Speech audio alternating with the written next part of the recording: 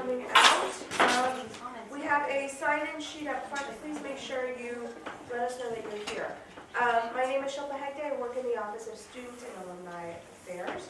And part of that is doing career and professional development. So this is our first April workshop. We'll be covering salary negotiations and your network, building out your network. And focusing more on alumni network and how to really tap into that. So we'll start off with the network part. So just to get a sense, how many, by raise of show of hands, how many people are graduating in May? And how many are continuing on? Okay, well, welcome, it's a good mix. So we'll start off with the network, like I said. This is my LinkedIn page. You should all have LinkedIn pages. It's not, I know there's a lot of times there's a perception that it's only for those in business. Your network is your network. It's the people you rely on for information, if you need to refer out, if you need to learn more about different areas, and for you to help your own professional development and career opportunities. So make sure you have a LinkedIn page. I know we've gone over a couple of different sessions in the past about LinkedIn, so I'm not going to focus on the actual structure of the page and stuff like that. We can, if you want, I can meet with you at another time for that. If you're interested in that, or Wasserman, the Career Development Center is a great resource for that. So what we're going to talk about today is your alumni network. So this is my LinkedIn page. If I hover over interests and I go to education, this is how I can see what my alumni network is like. So then you go to alumni, and you type in your university name.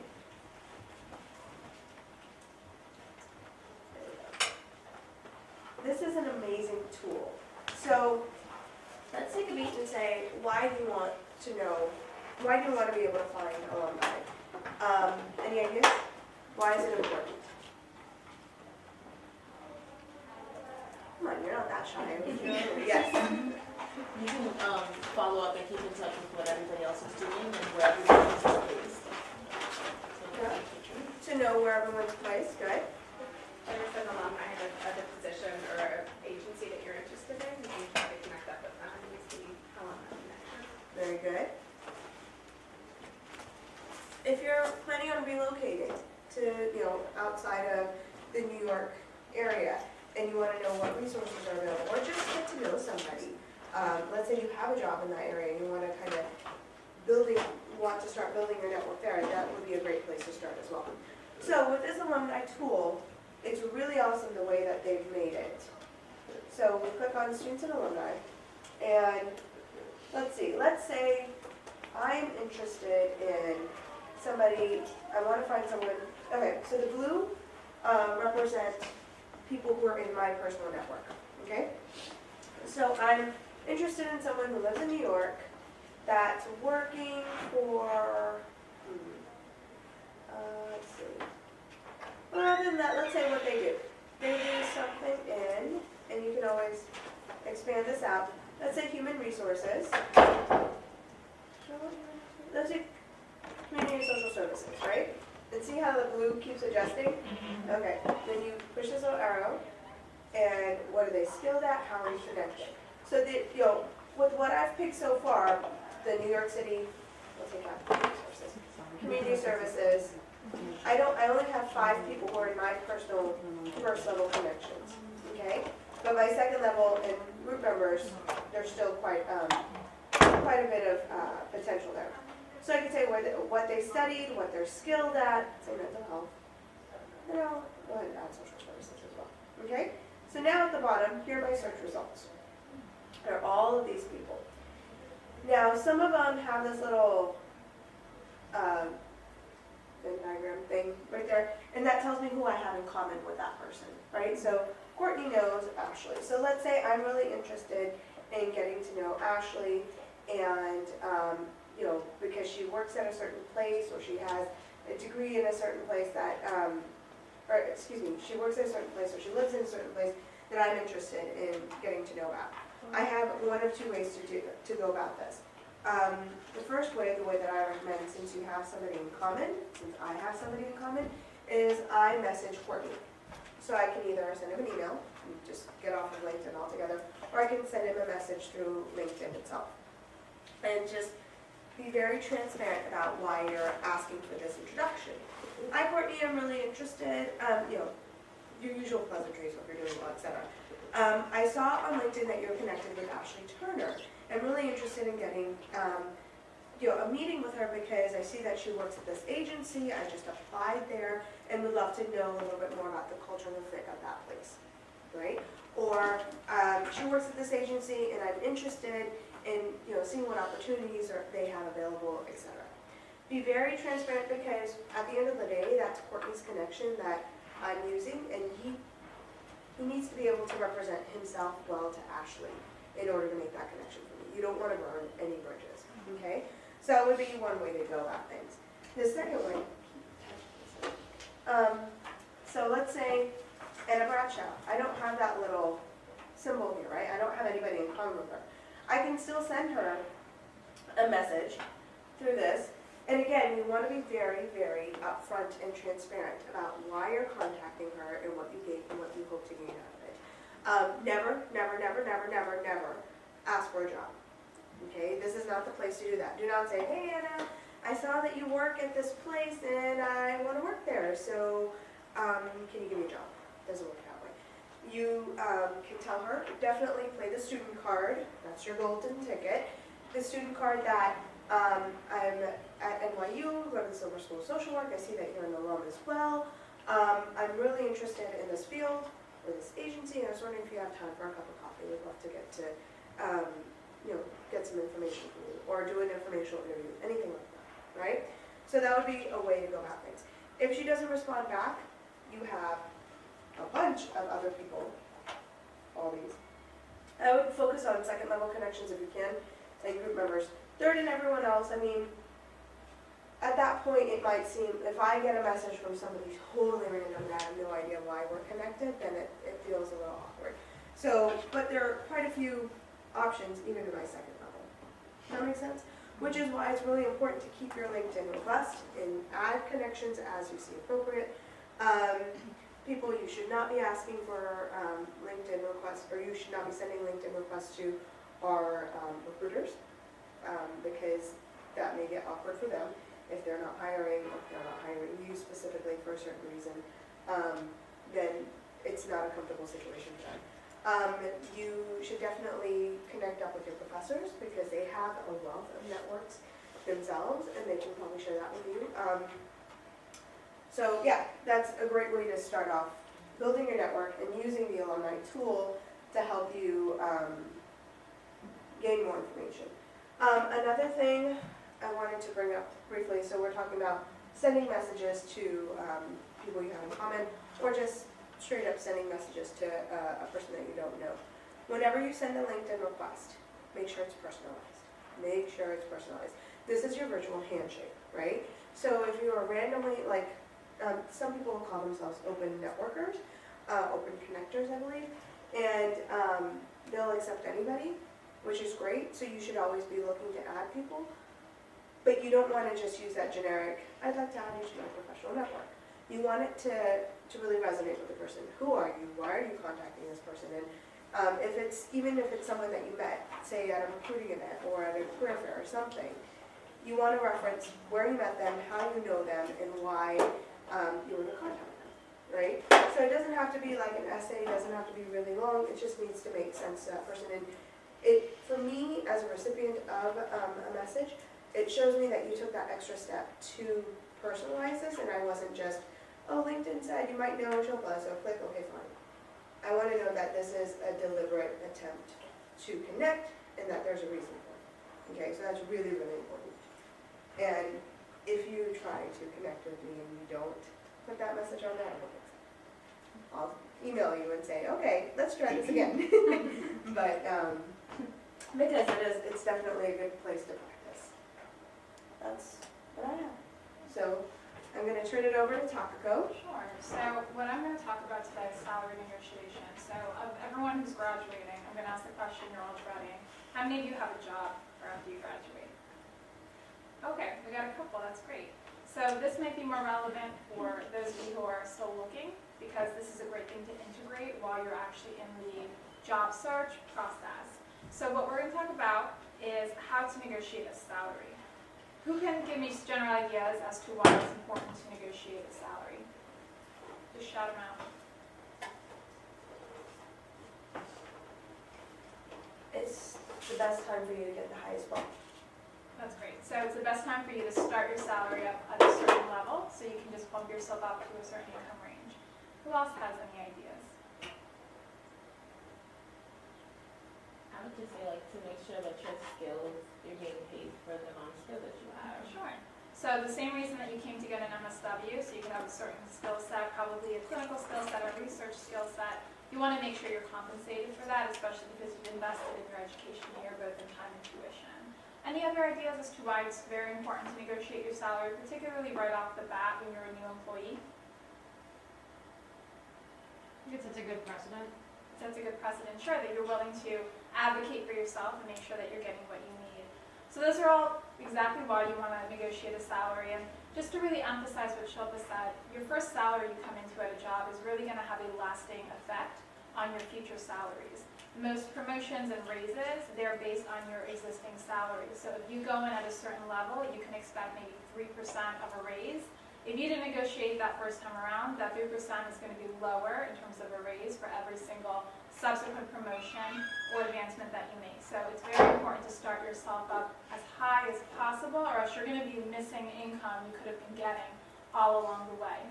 Another reason why this is important, and this is kind of more from a public policy or kind of gender equity perspective, is the differences in compensation between men and women. I'm sure most of you are aware of the differences between a man earning $1 for every 70 cents that a woman makes. Well, a lot of that inequality starts with the first job or with the first salary negotiation. Most men, particularly men in their first job ever, negotiate their salary. Not as many women do, and that's where a lot of the inequality starts. Certainly not the women's fault, but it is something that you can proactively do to make sure that you set yourself up well for the future.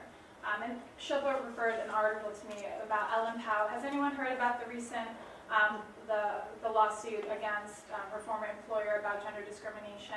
So for those who don't know, Ellen Powell is the CEO at Reddit, and she previously worked at a law firm, and she was suing for gender discrimination because she wasn't promoted, despite the fact that in her mind she was very competent and qualified for the position.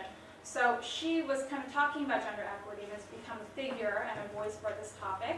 And she mentioned in an interview that she actually doesn't allow for salary negotiations for new employees. The reason is because the disparities between men and women are so pronounced that starting off the salary negotiations will usually put women at a disadvantage in their earning potential. So to just avoid gender inequities down the line, she just eliminated it.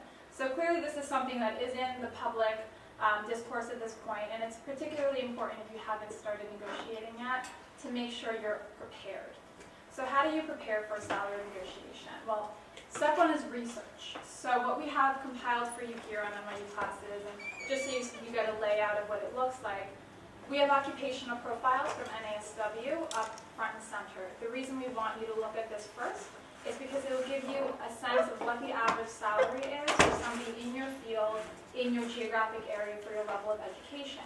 That is really the crux of where you're going to start your salary negotiation from research. So let's say you're interested in mental health clinics and outpatient facilities. That's where you see yourself working. When you click on that, you'll go to an occupational guidebook, and you can see the salary of social workers in your age range, in your field. And this gives you a sense of what just about your ballpark ranges could be. Now this is just an estimate, and of course these data are going to change as the years go by, but this combined with some of your own personal assessments and your personal needs, this is going to be a very robust figure for you to use when you start a salary negotiation. The most important thing is you know what your range is. Don't just base it off of whatever the employer says, or don't just accept what the employer says. Think about it in terms of your needs and what's fair compensation based on this research. So we lay that out for you up front and center, and you can see if you want to work in a hospital. Some of you I know are going down the private practice route. You can see what the average salaries are. So that's step one. Other resources that we gave you, just to give you another look at this, is the BLS, the Bureau of Labor Statistics, they compile the employment wages. So you can take a look for your field, for the national estimates, see how you're doing. Here, there's kind of an easy breakdown of sectors, so you can do local, federal, state government, etc. Definitely take a look at this because this will make you sound very knowledgeable and like you've done your research when you negotiate a salary. That is kind of the research end of it, but then when you go into how to do it and why it's important and motivating yourself to do it, that's kind of the hard part. It's a difficult conversation for a lot of people to have. So we included a salary negotiation podcast from a social worker, really talking about the pros and cons and how to actually go about negotiating a salary. Just download it and listen to it when you're on the train. It's a good thing to listen to just to prep yourself to get a sense of what to anticipate. And then moving forward, we also have just kind of a guidebook for negotiating a higher salary. Again, as we mentioned, you want to start with doing your research and then expecting fair compensation. How do you determine that? You weigh your values, your training, your education, your experience, your geographic region against those of the actual national average or the average for your field. And then when they say be clear about your bottom line, what they're really talking about is what is it that you're willing to work for? And that's a number you have to come up with for yourself. So what is kind of your baseline minimum below which you will not work? And that's something that based on research and your own personal needs, if you know you have student loans to pay or you want to live in a certain neighborhood that's going to require a certain rent, you need to figure that out before the negotiation process begins. Another thing to consider is that, of course, always negotiate, we talked about that. Contemplate the entire offer. That means that even if you can't meet your salary, or the employer cannot meet your salary requirements, or it's kind of on the lower end of your desired range, what you could do is negotiate other things. For example, well, I know I'm going to be taking calls from clients, so can I have a cell phone that's paid for by my employer, because that would help me with that, with dealing with the bills from texts and from phone calls from clients. I know I need flex time because I have a family situation that requires me to come in a little bit later. So can I have maybe a couple hours a week where I could tailor my schedule so I don't have to be in at a specific time. Other people will negotiate metro cards or transportation costs being paid for by the employer or relocation costs. So consider all of that together as kind of a leverage for you. So if you can't quite get your salary to where you want it, and it just, you're not quite comfortable where it is in relation to your bottom line, you can think about other things to negotiate. All right? And then the last thing we have is, another podcast or a webinar about salary negotiation. The reason why it's good to listen to these things as opposed to just reading them, you'll pick up the language from the speaker, the type of terms and the type of questions you might want to ask. And that in itself is good practice to just get used to the terminology of negotiation.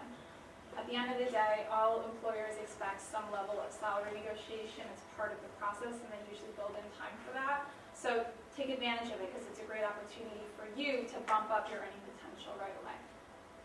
You guys have any questions? Yeah.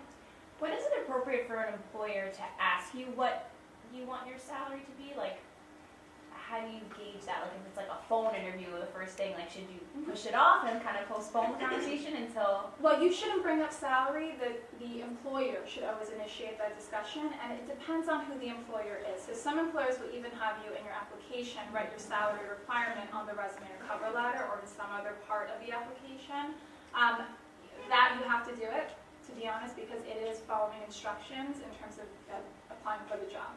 If they do ask you, you should be prepared for it. I mean, if they ask you up front, I know some agencies do that. If I don't think there's really a good way to skirt around that question, to be honest. I don't know if you have any other suggestions.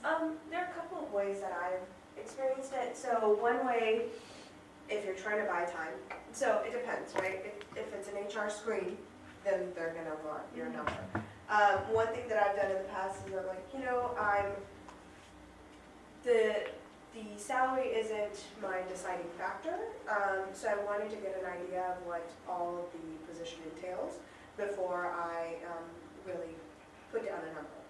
Sometimes it works, sometimes it doesn't. If they still push you for it, like Takako said, completely agree in that you don't bring it up, once the employer asks you, then you can bring it up, especially in the first couple of interviews. Now, if you haven't talked salary at all, and it's like the fourth round, you might want to be like, okay, so what is the range of this position? Because that's a different game if you're like a finalist. So another way to phrase it is, again, salary is, the number is not my deciding factor, but the range that I'm considering is from X to Y, right?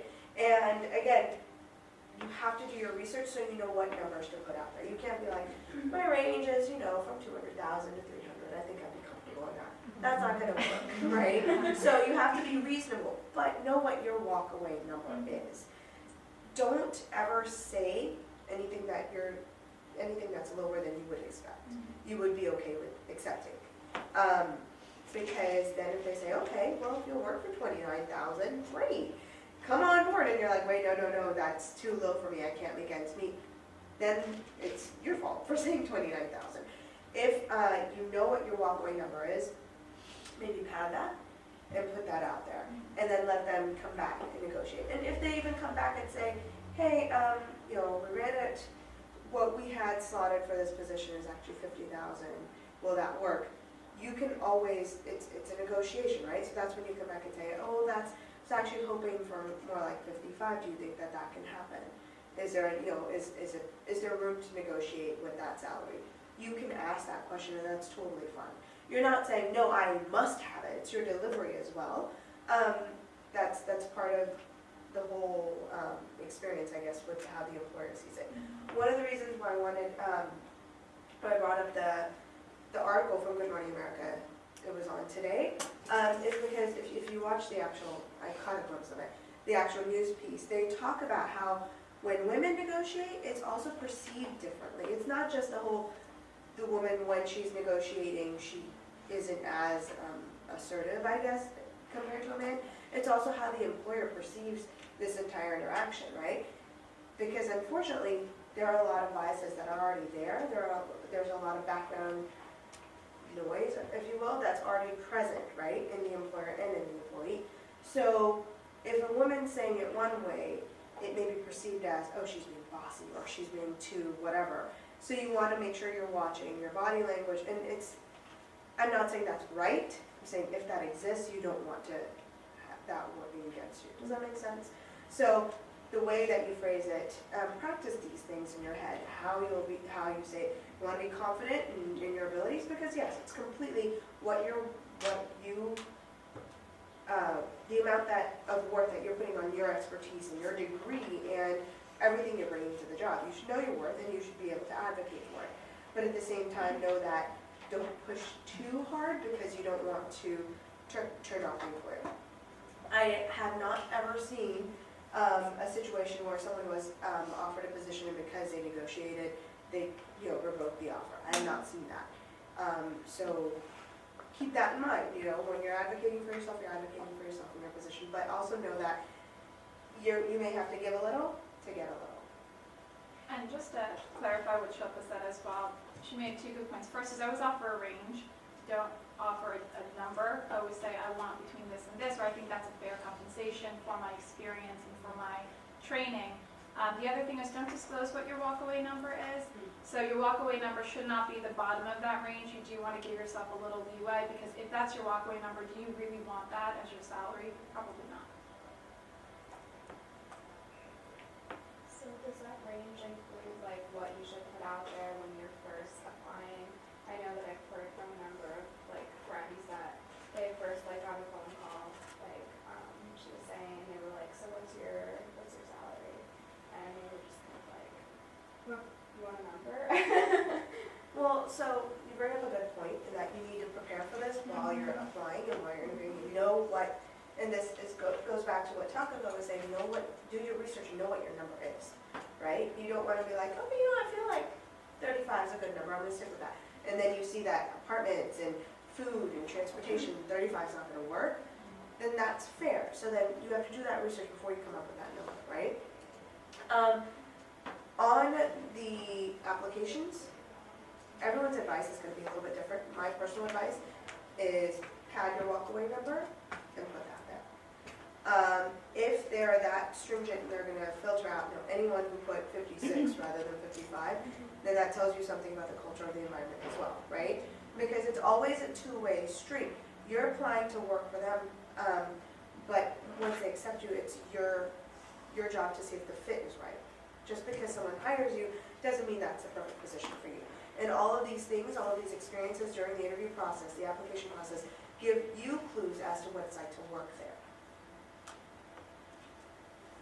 Yes? What about when there's a salary listed on the position, or they mention it in a first interview? That's good information for a couple of reasons. It tells you, okay, this is well below my walkaway number, I can't do this, right? So don't apply. It means don't apply. You should not apply. If there's like a good 20,000 difference, I've never heard of negotiations in our field that are $20,000. So no, if it's something extreme, know that that's probably, be realistic. This is what they're saying, this is probably what their budget is. If it's doable, then apply, but you know in your head that this is what their baseline is. There might be some wiggle room. So if your walkway number is 45 and the position is offering 38, right? And you like that position that much, you can always apply and see if there is room to negotiate. If they bring it up at the first interview, you can ask. Like, the position is, or not ask, right? If they say, it's $38,000, is that okay? Again, I would go back to the answer. If you like that position so much, salary is not my it's not the deciding factor, but, I was thinking something more in the 40, 45 range. But it's really important to me what I'm doing and the environment, et cetera, et cetera. So you're putting it out there that you're expecting a little bit more, that's what you value yourself, but you're also saying that I'm not gonna walk away just based on that number. At the end of the day, you have to make ends meet, right? You're gonna have loans or expenses, or you have to eat, you wanna socialize. There are things that you have expenses, and this is what's gonna provide you the income for that. So there's no harm in saying, okay, no, this is below what I can accept, right? Along those lines, the salary should not be the determining factor to jump at an opportunity if you really don't like it. So if a position posts $60,000, but it's in admissions in a university and you have no interest in that, you will be miserable. And at that point, is it worth it? And that's your decision to make. And for me personally, you're at work more than you are outside of work, you don't want to be miserable. It affects your lifestyle, it affects your health, and it affects the work that you're doing and how well you do it. That's just my personal opinion. So don't let that be something to entice you. What other questions do you have? Yes. When you say pad your walkway number, how much do you think is a reasonable amount to pad it before it starts looking too extreme to employer? I would look at a couple of things. I mean, if you look at this page, for example, like, it depends on, first of all, the salaries, the average salary itself. So if you're looking at 40,720, you're not going to really be able to pad that by 20,000 because that's half the salary. But if you're looking at something that's 125,000, 20,000 doesn't seem that big as a proportion. So think about it in terms of what percentage are you asking to increase it. What you might want to do is, for something like 40,000, ask for 5,000 to 7,000 more. That's always a safe range. That way, if they try to ever negotiate down, you still have a little bit of leeway before you really hit the area where you're going to say, I don't know if I want this so much.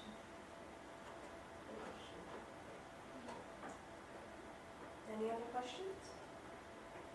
Just one thing to note as well, I've heard from a number of students, when they want to negotiate a salary, they'll try to tell their employer, well, I just came out of NYU and I have a lot of student debt, and this would really help me if I could get another 5,000 or 10,000 on salary, because that way I could really focus on the work and I wouldn't have to think about all these other financial obligations. Don't say that. Any type of salary negotiation comes from really a strengths area. I bring this to the table, this is what I can contribute, and this is why I think it's fair. It should never be, can you help me out? So just keep it in mind, the way you frame it is, what can I contribute to you? And why you're worth it. Well, I come from NYU, so I have this background, and I have these, skills that I've developed, and this is why it's going to benefit you. How about skills that are not like learned in college? For example, I'm bilingual, or I can speak another language, and it's not because I came to NYU. So is that? Yeah, that's perfectly fine. If you're bilingual and you're going for an agency that really wants bilingual social workers, then definitely play that up. Is there another question? Okay. Well, this is the time where I plug in our other events that are coming up, so please take note. Tonight, from 6 to 8, we're having our first ever career fair prep boot camp.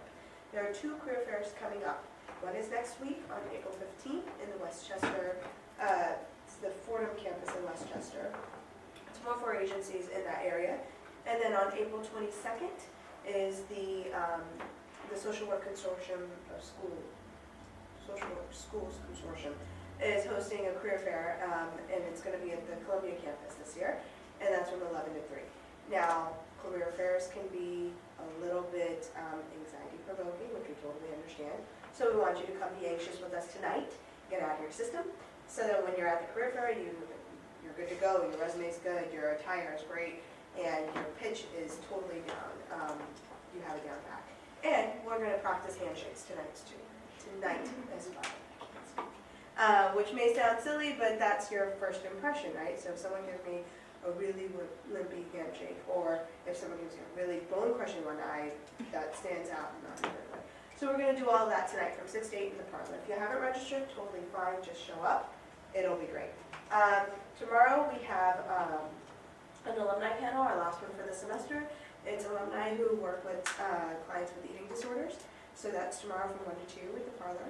And then next week we have another workshop like this on the 14th, which it's the same content, so you're welcome to attend again. But on the 16th, we have the Wasserman, our Wasserman liaison, coming to do Wasserman at Silver, the series. She's going to talk about career fair prep, and just different tips and tricks to help you navigate a career fair. So that's what we have going on this month. We hope to see you at all of them. And if you have any questions, let us know. Thank you.